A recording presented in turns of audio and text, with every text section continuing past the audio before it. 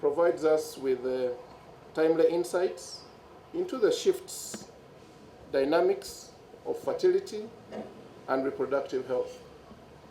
It highlights a global decline in fertility, and that is good news. But it can also be bad news, depending on the context in which you are. A trend that is now evident in Uganda, as confirmed by the 2024 National Population Census. We can now see that every woman, we have reached a number of 4.5 children per woman bearing age. It means that our fertility rates are going down as a country. We welcome this gradual decline as it reflects growing access to reproductive health services and education. However, I wish to emphasize that while this trend is positive, we must always safeguard against fertility falling below the replacement level of 2.1 children.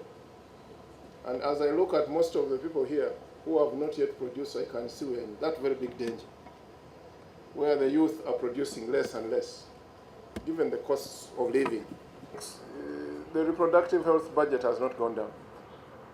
We have tried to replace as much as the resources that we have lost through the changes in international politics and policy. So I can assure you that when you go to look at these budgets, we have done our best as the Ministry of Finance to replace these resources. It's going to be hard.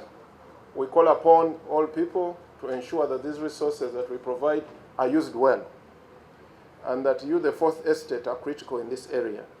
Then lastly, being a cultural leader, I want also to tell you that culture is never static. Culture is not static. So when you come to Busoga, and I am talking about, it is a very big issue. Please, kindly, if you are Muganda, don't comment about Busoga. If you are Musoga, don't comment about Baganda. If you are Mugisu, just comment about your own issues. Because these are very sensitive matters. Very, very sensitive. But what we are doing in most cultural institutions, being that it is not static, the way the world is changing has also changed our. Now we say, Zala abana bosobola. Produce only those that you can manage. If you can manage 100, produce them. Take them to school. If you can manage 1, produce 1. In other words, plan your children. Very clear.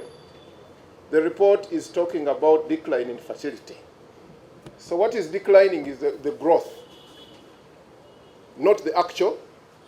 Uganda's population will continue growing, but it's going to grow at a reducing rate.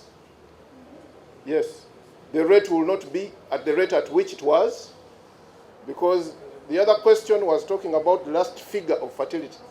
And I have been told by my team it was 5.2. You have gone to 4.5, meaning that while the population of this country is going to continue increasing, and therefore no contradiction, it is going to increase at a decreasing rate.